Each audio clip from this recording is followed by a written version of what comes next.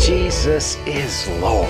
And he was such a nice Jewish boy. Jesus changed my life, and he's still in the life-changing business. As Paul said, the love of Christ compels.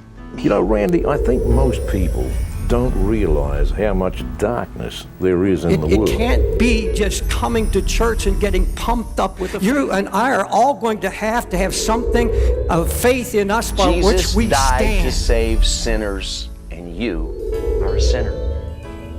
Shalom and welcome to CrossTalk. My name is Randy Weiss. I am a Jewish believer in a Jewish Messiah. And there's some specific things that I want to address today that perhaps you won't really be able to hear in any other forum, because today we're going to have an opportunity to consider some of the secrets, Israel's secrets that are hidden in plain sight. And we're going to expose those secrets with a guest that I'm going to introduce you to in just a moment. But to begin this, I want to just explain that when I became a believer in Jesus, Yeshua HaMashiach, Jesus the Messiah, I thought I was the only Jewish guy in the whole world that believed in Jesus, because Jewish people typically avoided that viewpoint.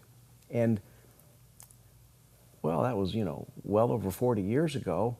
And at that time, there were reasons why I thought I was the only one, because I'd never met a Jewish person who believed in Jesus. And I never heard people talking about people that I knew or relatives that had even considered the messiahship of Jesus. It was just not a topic of conversation. I'm guessing it was probably in mid to late 1973, I met another Jewish believer. And I learned that at that time, there were somewhere between 5,000 and perhaps as many as 7,000 Jews in the world who believed in Jesus. But things have changed. And today, there's many Jewish believers. And the exciting thing is that there are many Jewish believers in the land of Israel. And I want to introduce you to a dear friend, Pastor Wayne Hilsden from King of Kings community in Jerusalem. Great to be with you, Randy. I am so thankful that you've taken the time to visit with me, my family, and our audience, because we love Israel. We care about Israel, and things have changed in Israel. But in this country, people really don't get to hear what's real. They have a notion that Israel is an ancient place with a lot of old things and religious stuff, and a lot of people blowing things up and fighting one another and hating one another. But that's not Israel, is it? No, I've been there 31 years, and I haven't been blown up yet. And the nation is actually a modern, cutting-edge, highly technologically savvy nation. In fact, they call it the startup nation. There's a book named that to describe what's gone on in Israel in recent years. Really, Israel is on the cutting edge in so many ways. I mean, you pick up your cellular telephone, some of the parts of that telephone were developed in Israel.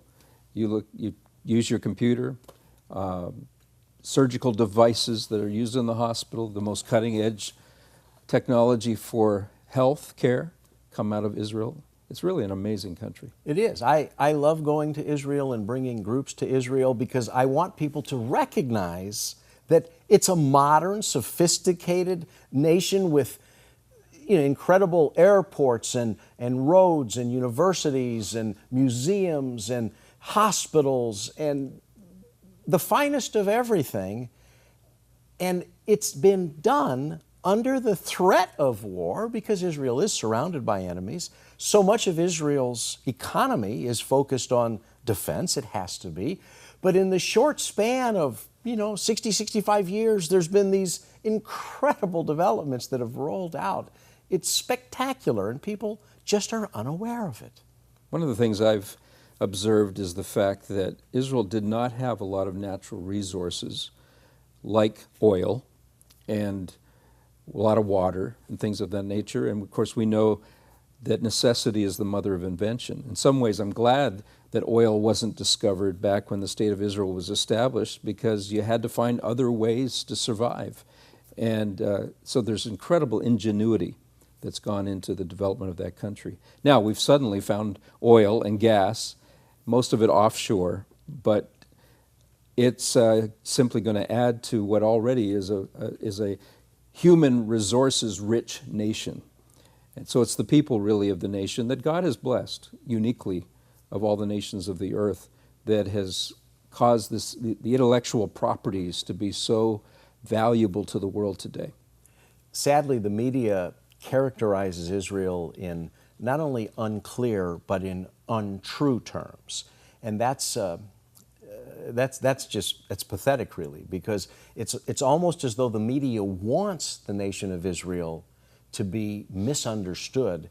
I think if people recognize the truth of Israel, if the secrets that are hidden in plain sight were not only explored but expressed in the kind of terms that I hope we'll be able to do in this series of programs, more individuals would have a correct view of this marvelous land, this land that God has given to the Jewish people but is shared by many people. It's interesting that Israel is cast as the Goliath in Israel today, in the Middle East today. It was at one time cast as little David with his little slingshot against the hordes of surrounding Muslim countries that wanted to destroy the nation. And Israel has become strong militarily and would appear to be a great force in the world today. But it's just a little postage stamp size nation, and we're within the range of even small artillery they're developing rockets now that can reach major cities in Israel from the Gaza Strip. And so it's really on our doorstep. And we're fortunate to have something called the Iron Dome that's been developed, which is an anti-ballistic system that can handle short range. And we've also got mid-range and long-range anti-ballistic systems, and that's helpful.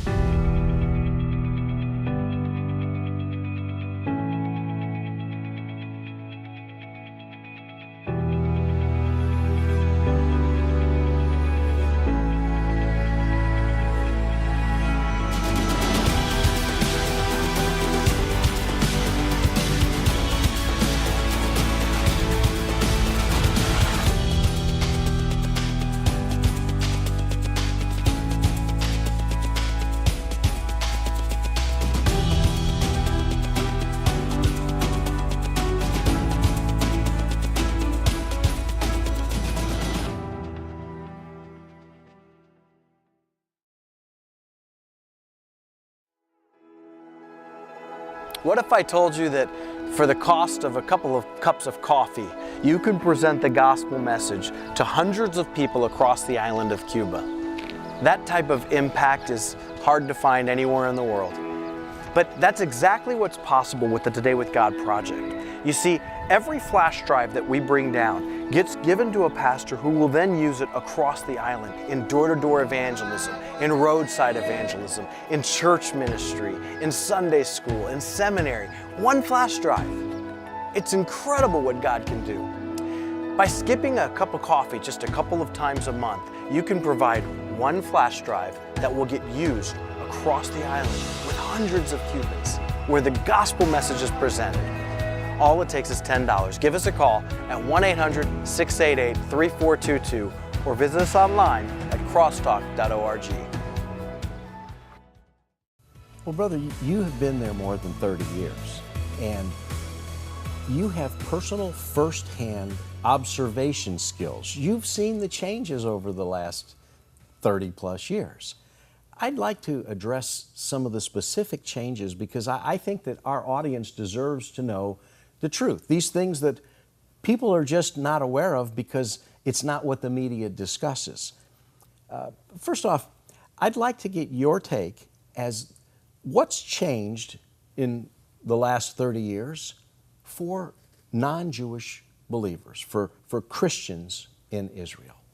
The door's been open to tourism, pilgrims that would come to the land. And of course, Israel would like to have the nations come up to Jerusalem, to the nation of Israel, to spend their money, but also to appreciate what's really going on in the country. Israel has a challenge when it comes to the press. It's getting a lot of bad press. And the only way to overcome that is through knowledge. And the best kind of knowledge is firsthand knowledge. You come to the land, you see it, and then you can give your true reports from what you've seen with your own eyes. We also have people, Christians in the land now, that are serving the nation of Israel, a heart for God's ancient chosen people. We've got volunteers in our own congregation that are working in hospitals as nurses or assistants of one kind or another. We've got people there working for major ministries like the International Christian Embassy, Bridges for Peace, Christian Friends of Israel, that are helping to get the right message out to the nations and to the church in particular, and doing great works of mercy and helping the poor and things of that nature. In fact, the Lord's opened up doors for us now to have a food and clothing distribution center for those who are in need.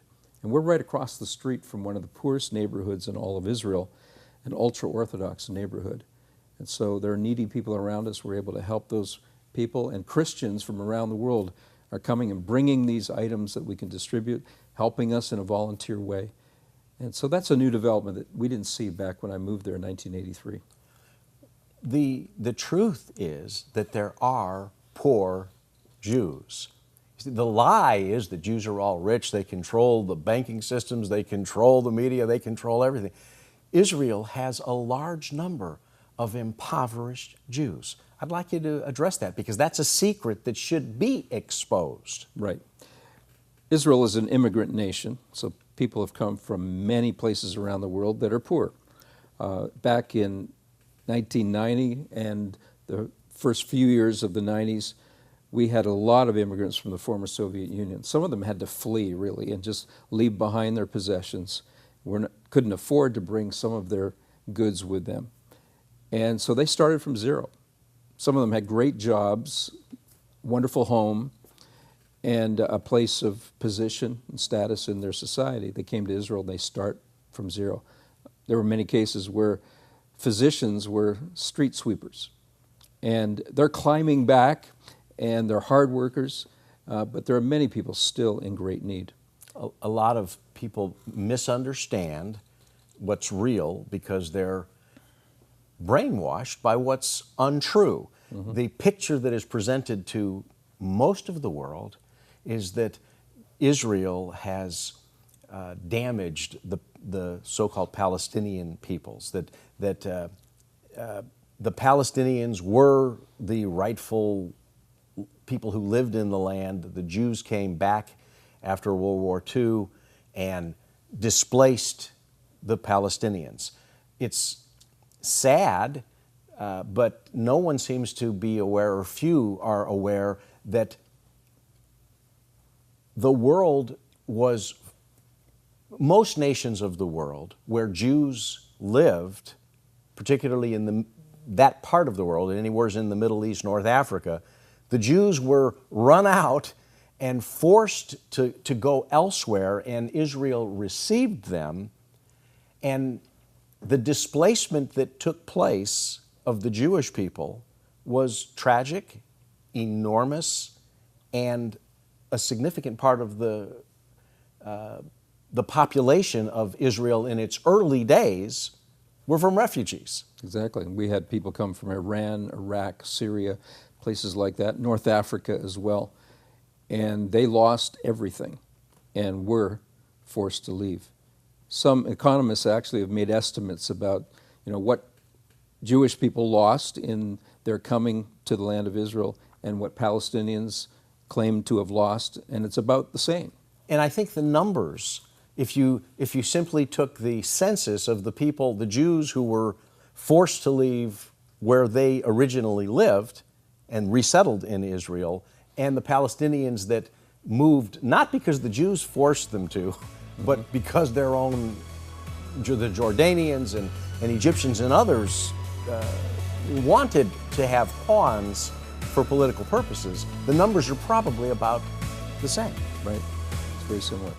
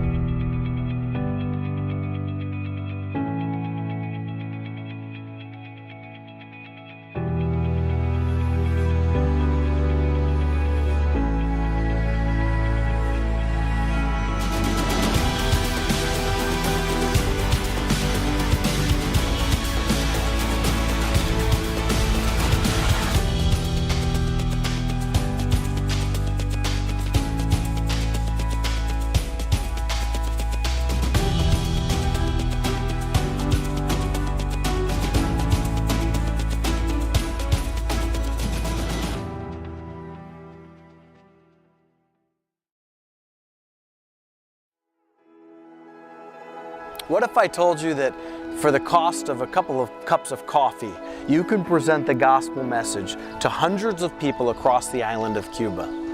That type of impact is hard to find anywhere in the world. But that's exactly what's possible with the Today with God project. You see, every flash drive that we bring down gets given to a pastor who will then use it across the island in door-to-door evangelism, in roadside evangelism, in church ministry, in Sunday school, in seminary. One flash drive. It's incredible what God can do. By skipping a cup of coffee just a couple of times a month, you can provide one flash drive that will get used across the island with hundreds of Cubans, where the gospel message is presented.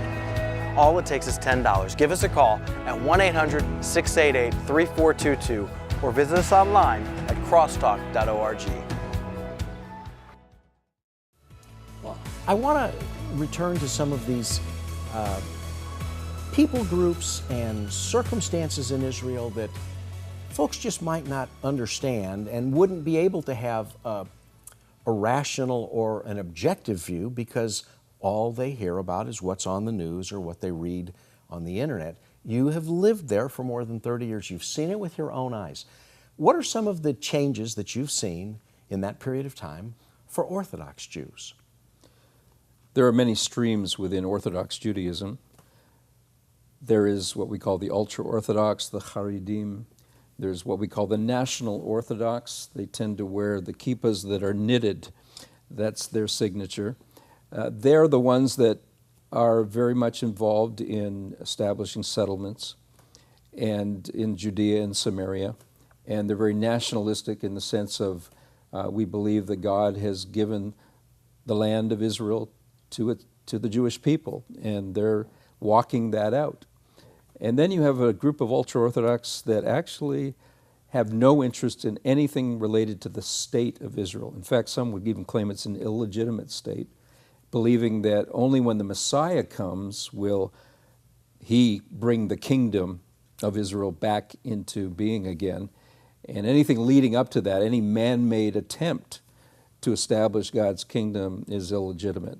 And they look at the law of Moses as the law that is worthy to be obeyed, but when it comes to stopping at stop signs or at a stoplight or the other, secular laws of the state, they don't take it quite as seriously. You mentioned the head coverings that some of the groups would traditionally wear and be identified by. My father, God rest his soul, people would ask him, what is that? The stremels, this fur hat, this kind of cloak, this kippah. What does that mean? And he would sort of say that, well, that was sort of like their gang colors. well, a lot of times what they wear reflects who their rabbi is. Yes. And so we talk about, the hundreds of denominations in Christianity, but there are hundreds of mini streams within Orthodox Judaism, and you walk through Mea Shearim, the most religious neighborhood in the world, and you'll see all kinds of styles of clothing that distinguish one group from another. And I have relatives that live there, and I think, truth be told, even among my own relatives, they have some very significant differences in how they view particular theological issues, and that's not uncommon among Jews. It's a secret to be exposed is that all Jews are not religious, and all Jews in Israel are not religious. Actually, the majority are not religious. Exactly. People have a viewpoint because they see on the news when Jews are referenced, folks with payasses or the long black coats, and the public relations machine suggests that that's what being Jewish is. Right. But it's a minority, and it's if you break it down by the individual streams, they're pretty small minorities, yet they have a pretty significant voice in the country. They do. Now, where they have the greatest voice is in Jerusalem, where I live. It's over 50% now of the student population, that is elementary school population, that are ultra-Orthodox Jews. These are the ones that will grow up to wear the black and the side curls, etc. And they dominate politics in Jerusalem. Right now we have a secular mayor, and Nir Barkat's doing a great job, but he's often opposed by these religious forces. In fact, just a few weeks ago, at the old train station, which has been redeveloped, and it's now a destination. People go there to the restaurants, and there's lots of activities there. They created a artificial beach with the beach chairs and the umbrellas, and and the kids are playing in the sand. Now that's open on the Sabbath. Oh, and so my. the ultra-Orthodox Jews are up in arms, and they're also worried about people being scantily dressed as they sit by the beach, So, we've got some real cultural wars going on, especially in Jerusalem. Now, among the ultra-Orthodox, the stream within that group that followed Menachem Schneerson, Rabbi Schneerson, during your time in Jerusalem, there's been some pretty big changes. There have. That's the Lubavitcher stream. That there's a divide among the Lubavitchers now about whether or not Rabbi Schneerson is in fact the Messiah. There is actually a group, tens of thousands, that believe he is the Messiah, even though he lies in a grave in New York.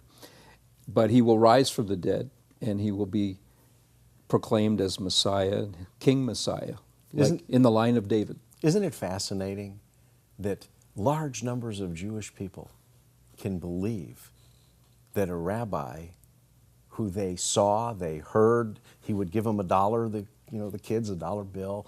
He was a wonderful man, nice man, interesting teaching, but he was presumed to be the Messiah. They ran ads in the newspapers for Moshiach, and there was signs around Israel for the Mashiach. There still are. And they still are there. It's exactly right. But they know he died. And for a long time, the large number of them refused to believe that he was not the Messiah. And they're still today, so many, many years later, willing to believe that he will rise from the dead and be the Messiah. But when confronted with the idea of what Christians believe, that Jesus did rise from the grave and is the Messiah, they find that to be heretical.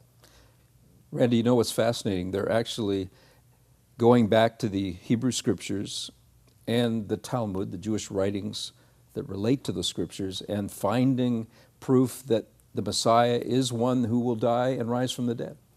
It's remarkable, and it's true. The Scriptures are true, that is the characteristics of the Messiah, of Messiah ben Joseph, the suffering Messiah, and Messiah ben David, our royal Messiah. Exactly.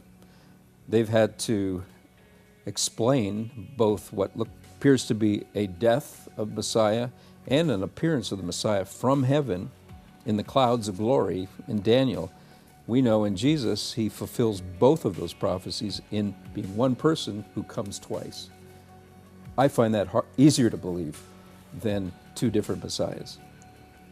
Well, I hope you're sort of catching this stream of thought that there are secrets that should be exposed to all, and they're hidden in plain sight. Israel is a fascinating place, filled with fascinating people, and there's been dramatic, remarkable changes among the people and the land of Israel. And we're not done, but we're out of time for this program.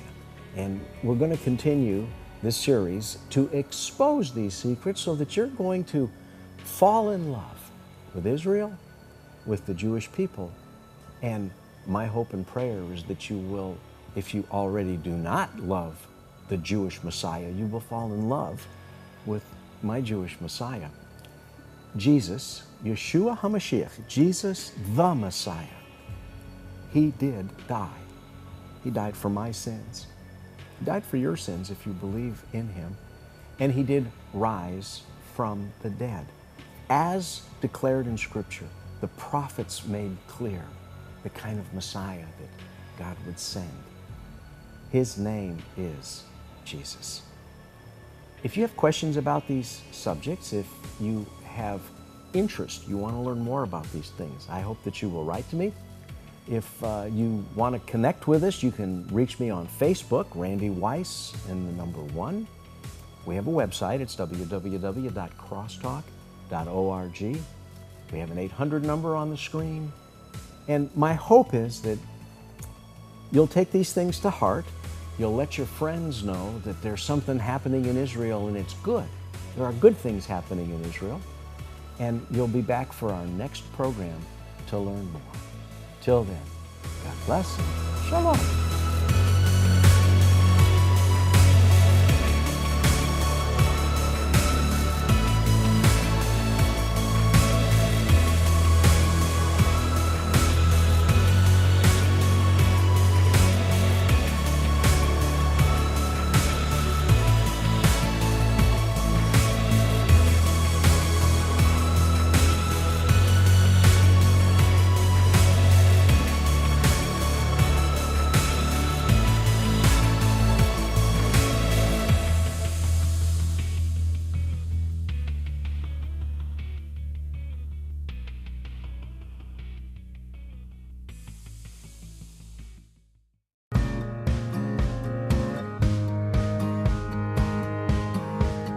King of Kings is called to be a compelling, Messiah-centered, Spirit-empowered, disciple-making community, revealing the true face of Yeshua to Israel and the nations.